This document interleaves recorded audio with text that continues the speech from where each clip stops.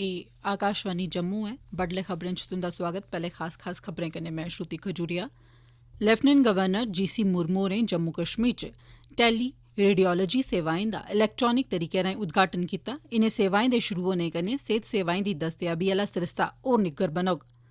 Lieutenant governor होरें आखेआ जे अर्थ व्यवस्था गी पटरी पर आनना सरकार दी मुक्ख प्राथमिकता ऐ। उत्तरी कश्मीर दे बारामूला जिले च जारी इक टाकरे च सुरक्षाबलें 2 आतंकवादिएं गी मारी मकाया। मुक्ख सचिव होरें आखेआ जे पोषण अभियान च सब्भनें दी हिस्सेदारी जतनें गी होर मजबूत करदी ऐ। इस स्कीम दे तैह्त 6,73,000 बच्चे ते 1,60,000 गर्भवती महिलाएं ते माताएं गी फायदा हासल होआ ऐ। ते जम्मू कश्मीर च कल कोरोना वायरस दे 186 नमें मामले सामने आए। अजें तगर 3,818 लोक इलाज मगरा ठीक होई गे न, जिसलै कि 88 लोकें दी मौत बी होई गेई ऐ। मुल्ख भरै च पिछले 24 घैंटे च कोविड-19 दे 15,968 मामले सामने आए। कोविड-19 थमां ठीक होने आले लोकें दी दर 56.7% तगर पुज्जी गेई ऐ। खबरें दी तफसील कन्नै विजय बजाज। लेफ्टिनेंट गवर्नर गिरीश चंद्र मुर्मू होरें केन्द्र शासित प्रदेश जम्मू कश्मीर च शनाख्त कीते गेदे सेहत इदारें च राष्ट्री सेहत मिशन दे तैह्त टेली रेडियोलाजी सरबंधी सेवाएं दा इलैक्ट्रानिक सरिस्ते राएं कल उद्घाटन कीता ऐ। इनें नमिएं सेवाएं बारै जानकारी दिंदे होई सेहत ते मैडिकल शिक्षा मैह्कमे दे माली कमिशनर अटल डुल्लू होरें दस्सेआ जे टेली रेडियोलाजी राष्ट्रीय मुक्त निदान पैह्लकदमी दा इक हिस्सा ऐ ते कन्नै इक व्यापक कार्यक्रम बी ऐ जेह्ड़ा राष्ट्री सेहत मिशन जम्मू कश्मीर पास्सेआ भारत सरकार दे सेहत ते परोआर कल्याण मंत्रालय दे बैनर हेठ चलाया जा'रदा ऐ। इनें सेवाएं दा उद्घाटन करदे होई लेफ्टिनेंट गवर्नर गिरीश चंद्र मुर्मू होरें आखेआ जे एह्दे कन्नै जम्मू कश्मीर च सेहत सेवाएं दी दस्तयाबी आह्ला सरिस्ता होर निग्गर बनी जाग। इस पैह्लकदमी राएं न छड़ा लोकें दी जेब उप्पर पौने आह्ला बाद्धू खर्च घटी जाग, सगुआं एह्दे कन्नै जम्मू कश्मीर दे भलेआं दूर दरेडे दे इलाकें च बी आलमी स्तर दिआं रेडियोलाजी सेवां उपलब्ध होई जाङन। जम्मू कश्मीर च बक्ख बक्ख कारोबारी इदारें गी मौजूदा हालात दे कारण पेश आवा'रदिएं चुनौतिएं कन्नै निब्बड़ने लेई लोड़चदी माली सहायता उपलब्ध करोआने दे मकसद कन्नै जम्मू कश्मीर बैंक पास्सेआ कल 2 स्कीमां शुरू कीतीआं गेईआं न। इंदे चा इक J&K bank business support loan scheme ते होटलें ते गेस्ट हाउसें लेई दूई J&K bank business loan scheme ऐ। लेफ्टिनेंट गवर्नर गिरीश चंद्र मुर्मू होरें कल राजभवन जम्मू च इनें दौनें स्कीमें गी शुरू कीता। इस मौके पर बोलदे होई लेफ्टिनेंट गवर्नर होरें आखेआ जे केन्द्र शासित प्रदेश दी सरकार दी मुक्ख प्राथमिकता कोविड-19 दे बाद खित्ते दा पूरा पराता विकास जारी रक्खने दे कन्नो कन्नी अर्थबवस्था गी पटरी पर आह्नना ऐ।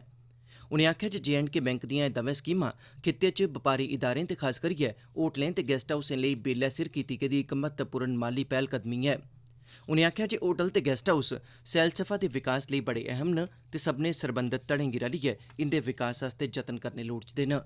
लेफ्टिनेंट गवर्नर होरें गलाया जे जम्मू कश्मीर च सैलसफा ते धार्मिक सैलसफा दी इक बड्डी थाह्र बनने दी पूरी समर्थ मौजूद ऐ ते सरकार इस समर्थ दा पूरा फायदा ठोआने आस्तै अपने जतनें गी बरोबर जारी रक्खोग। उत्तरी कश्मीर दे बारामूला जिले दे सोपोर इलाके च सुरक्षाबलें इक टाकरे दौरान 2 आतंकवादिएं दा सफाया करी दित्ता ऐ। पुलसा दे इक अधिकारी मुजब इलाके च आतंकवादिएं दी मौजूदगी बारै थ्होई दी इक टकोह्दी सूह् पर कार्रवाई करदे होई सुरक्षाबलें इलाके दी घेराबंदी करियै उत्थै तपाशी अभियान चलाया। अधिकारी मुजब एह् तपाशी अभियान उसलै टाकरे च तब्दील होई गेआ जिसलै उत्थै छप्पे दे आतंकवादिएं सुरक्षाबलें पर गोलियां चलाना शुरू करी दित्तिआं, जेह्दा सुरक्षाबलें पास्सेआ बी बनकदा परता दित्ता गेआ ते मगरा टाकरा भखी पेआ। इस टाकरे दौरान 2 आतंकवादिएं गी सुरक्षाबलें ढेर करी दित्ता। खीरी खबरां थ्होने तक्कर दबक्खी गोलीबारी जारी ही। होर ब्यौरे गी अजें बलगेआ जा'रदा ऐ। लेफ्टिनेंट गवर्नर गिरीश चंद्र मुर्मू होरें केन्द्र शासित प्रदेश जम्मू कश्मीर च माली लैन देन सरबंधी 4 महत्वपूर्ण प्रकाशनें गी कल राजभवन जम्मू थमां जारी कीता। इस मौके खजाना मैह्कमे दे माली कमिशनर अरुण कुमार मेहता होरें इनें प्रकाशनें दे बारे च ब्यौरेवार जानकारी दित्ती, जिंदे च सालाना संग्रैह् 2019, माली इख्तियार, 7वें केंद्री तनखाह कमिशन दे भत्ते ते जम्मू कश्मीर सिविल सेवाएं सरबंधी नियम 2019 आह्ले प्रकाशन शामिल न।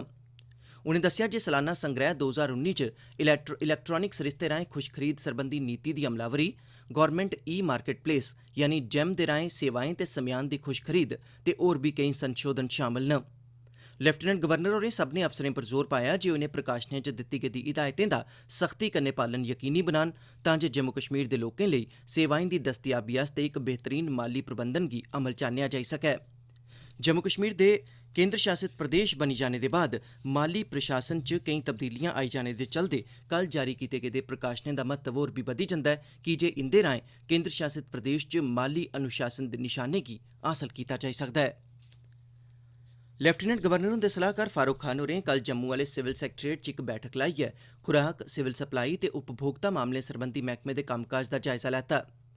इस मौके पर बोलदे होई सलाहकार खान होरें पूरे केन्द्र शासित प्रदेश च वाजिब भाएं पर समेयान बेचने आह्लियां फेयर प्राइस हट्टियां खोलने दी जरूरतै पर जोर पाया तां जे इस ब'रे अगस्त म्हीने दे अखीरै तगर सार्वजनिक बंड आह्ले मौजूदा प्रणाली दे हेठ 1000 होर ऐसी हट्टिएं गी आह्न्नेआ जाई सकै। सलाहकार होरें सरबंधत ऐह्लकारें पर जोर पाया जे ओह् अपने आधार नंबर दे कन्नै अपने राशन कार्ड गी जोड़न तां जे इस स्हूलत दे राएं हर इक लाभार्थी मुल्ख भरै च कुतै बी फायदा हासल करी सकै। सलाहकार खान होरें कोविड-19 महामारी दे इस समें दरान लोकें दे घरें तगर राशन ते होरनें जरूरी चीजें बस्तें दी सप्लाई यकीनी बनाने आस्तै मैह्कमे दे जतनें दी सराह्ना कीती। सलाहकार होरें गी इस मौके आत्मनिर्भर भारत अभियान, राष्ट्रीय खाद्य सुरक्षा कानून ते जम्मू कश्मीर च खुराक दी हकदारी सरबंधी फूड एंटाइटलमेंट स्कीम दे तैह्त लॉकडाउन दरान अन्नदाने दी बंड सरबंधी स्थिति बारै बी जानकारी दित्ती गेई। सलाहकार होरें ऐह्लकारें गी निर्देश दित्ते जे ओह् बर्फबारी दी शैंका आह्ले इलाकें च अन्नदाने दा उचित भंडारण यकीनी बनाने ताईं बनाई लैन तां जे बर्फबारी कारण जरनैली शिड़क बंद होई जाने करियै लोकें गी कुसै किस्मै दी कोई परेशानी नेईं झल्लनी पवै। लेफ्टिनेंट गवर्नर हुंदे सलाहकार बसीर अहमद खान होरें औंदी श्री अमरनाथ जी दी यात्रा गी सुचारू ढंगै सिर चलाने लेई कीते गेदे बंदोबस्तें दा कल जायजा लैता। एह् यात्रा अगले म्हीने थमां शुरू होआ'रदी ऐ। श्रीनगर च लग्गी दी इक बैठक च जम्मू दे डिवीजनल कमिशनर संजीव वर्मा ते अनंतनाग दे डिप्टी कमिशनर के सिद्धा होरें वीडियो कांफ्रेंस राएं हिस्सा लैता। सलाहकार होरें मुतलका हर मैह्कमे गी आखेआ जे ओह् पूरी चुस्ती कन्नै कम्म करन ते यात्रा गी सुचारू ढंगै सिर चलाने आस्तै पुख्ता बंदोबस्त यकीनी बनान। उनें डिवीजनल कमिशनरें गी आखेआ जे ओह् आपूं जाइयै बंदोबस्तें दा जायजा लैन ते एह् सब किश यात्रा शुरू होने थमां पैह्ले होई जाना लोड़चदा ऐ। खान होरें हिदायतां दित्तियां जे सब्बै बंदोबस्त जिआं रस्ते गी साफ करना, बिजली लाना, पानी दे टैंक, शौचालय, जनरेटर, संचार सरिस्ते लेई टावर ते होर दूआ कम्म समें सिर मुकम्मल करी लैता जा। मगरा बसीर अहमद खान होरें सुरक्षा एजेंसिएं कन्नै बी गल्लबात कीती ते उंदे आसेआ सुरक्षा स्हाबै कीते जाने आह्ले इंतजामें बारै दस्सेआ दसाया। उनें सुरक्षा एजेंसिएं गी आखेआ जे ओह् यात्रा पर औने आह्ले श्रद्धालुएं दी मदाद करन, खास करियै उच्चिएं थाह्रें पर ते एह्दे लेई बलें गी विशेष हुनर ते सिखलाई होनी लोड़चदी ऐ। एह् खबरां तुस आकाशवाणी जम्मू थमां सुना'रदे ओ। हून बाकी दिएं खबरें कन्नै श्रुति खजूरिया। मुक्ख सचिव वीवीआर सुब्रह्मण्यम होरें कल इक बैठक दौरान आंगनवाड़ी सेवाएं तैह्त 2020-21 ब'रे लेई महत्वै आह्ली स्कीम समग्र बाल विकास प्रोग्राम लेई सालाना प्रोग्राम दी अमलावरी बारै योजना पर चर्चा कीती। इस दौरान मुक्ख सचिव होरें मते इख्तियारें आह्ले प्रोग्राम कमेटी आसेआ जारी हिदायतें पर कीती गेदी कार्रवाई दा जायजा लैता। बैठक दौरान जानकारी दित्ती गेई जे स्कीम इसलै बाल विकास सरबंधी 128 प्रोजेक्टें तैह्त 30,765 आंगनवाड़ी केन्द्रें च चलाई जा'रदी ऐ, जेह्दा लाह् 6,73,000 बच्चें ते 1.6 लक्ख भटेआली ते गिल्लुएं दी माएं गी थोआ'रदा ऐ। मुक्ख सचिव होरें मैह्कमे गी आखेआ जे ओह् जिला, ब्लाक ते पंचैती सतह पर कमेटिएं दा गठन करै तां जे सब्भनें दी शमूलियत सूचना, शिक्षा ते प्रसार सरबंधी पोषण अभियान दी गतिविधिएं च यकीनी बनी सकै। समुदायिक आधार आह्ले कार्यक्रम जेह्ड़े मां ते बच्चे दी सेह्त कन्नै जुड़े दे न, अन्नप्राशन दिवस, सुपोषण दिवस, प्राथमिक प्रवेश, कृमि वगैरा जनेह् कार्यक्रम नियमित तौर पर होन, एह् जतनें गी होर मजबूती दिंदे न। मुक्ख सचिव होरें ICDSP दे MD गी आखेआ जे ओह् समग्र बाल विकास स्कीम बारै CAS गी लागू करने आह्ले कम्मै गी तेज करन तां जे पैह्ली पंक्ति च कम्म करा'रदे लोकें आसेआ किट्ठे कीते गेदे आंकड़े बेहतर निगरान सरिस्ते गी विकसित करने लेई कम्म आई सकन। मुक्ख सचिव वीवीआर सुब्रह्मण्यम होरें कोविड-19 आह्ली चुनौती कन्नै निब्बड़ने लेई कीते जा'रदे जतनें दा जम्मू च जायजा लैंदे होई डिप्टी कमिशनरें गी हिदायतां दित्तिआं जे ओह् प्रशासनिक क्वारंटीन केन्द्रें च उदार नीति अपनान। उनें गलाया जे केन्द्रें च कुसै व्यक्ति दा कोविड-19 आह्ला टेस्ट नेगेटिव औंदा ऐ तां फ्ही उसी मानक संचालन प्रक्रियाएं तैह्त फौरी तौर पर घर च बक्ख नखेड़ियै रौह्ने लेई भेजी दित्ता जाना लोड़चदा। मुक्ख सचिव होरें डिप्टी कमिशनरें गी आखेआ जे ओह् खीरी संस्कार लेई थाह्र तैऽ करन जेह्ड़ियां कोविड-19 दे पीड़ितें लेई होन तां जे खीरी संस्कार दौरान होने आह्ली कुसै बी अप्रिय घटना गी रोकेआ जाई सकै। मुक्ख सचिव होरें जम्मू ते कश्मीर दे डिवीजनल कमिशनरें गी हिदायतां दित्तियां जे ओ लोकें गी बक्ख नखेड़ियै रखने लेई प्रशासन आसेआ बनाए गेदे केन्द्रें च सुविधाएं दे म्यार दा आंकलन करन ते उनेंगी होर बेहतर करने लेई सुझाव बी देन। मुक्ख सचिव होरें मुत्तलका डिप्टी कमिशनरें गी आखेआ जे ओ औने जाने आली सारी थाहरें जिंदे च दवै हवाई अड्डे ते 4 रेलवे स्टेशन शामल न उत्थे नमूने लैने दी समर्थ गी बदान। राष्ट्रीय सेहत मिशन दे एमडी गी हिदायत दित्ती गेई जे ओ नमूने दी जांच आली समर्थ गी कन्नो कन्नी बदान। केन्द्र शासित प्रदेश जम्मू कश्मीर च कल कोविड-19 दे 186 नमें मामले सामने आए न। इंदे च 28 जम्मू खित्ते थमां ते 158 कश्मीर खित्ते थमां न। इनें 186 नमें मामलें कन्नै गै केन्द्र शासित प्रदेश च कोरोना वायरस दे कुल मामलें दी गिनतरी 6422 तोड़ी जाई पुज्जी ऐ। इंदे च 2516 सक्रिय मामले न। 3818 मरीज ठीक होई चुके दे न ते 88 लोक इस लागै करी अपनी जान बी गवाई ऐ। इंदे च 10 जम्मू खित्ते थमां ते 78 कश्मीर खित्ते थमां हे। कोविड-19 दे 176 मरीजें गी ठीक होने मगरा बक्ख बक्ख अस्पतालें थमां कल छुट्टी थ्होई गेई। इंदे च 45 जम्मू खित्ते थमां ते 131 कश्मीर खित्ते थमां। लोकें गी हिदायत दित्ती गेई ऐ जे ओ समें समें पर सरकार आसेआ जारी हिदायतें दा पालन करन ते सरकार आसेआ जारी सूचनाएं पर गै भरोसा करन।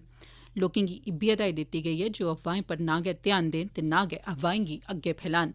पिछले 24 घैंटें च मुल्ख भरै थमां कोविड-19 दे 15,968 नमें मामले सामने आए ते इस्सै अवधि दौरान 465 लोकें दी जान बी गेई। मुल्ख भरै च इसलै कोरोना वायरस दे कुल मामलें दी गिनतरी 4,56,183 ऐ जिंदे च 1,83,022 सक्रिय मामले न। 2,58,685 लोक ठीक होई चुके दे न ते 14,476 लोक अजें तगर अपनी जान गवाई ऐ। सेहत ते परिवार कल्याण मंत्रालय नै गलाया जे कोविड-19 दे मरीजें दे ठीक होने दी दर 56.70% होई गेई ऐ। एह्दे कन्नै गै खबरें दे बुलेटिन समाप्त होआ।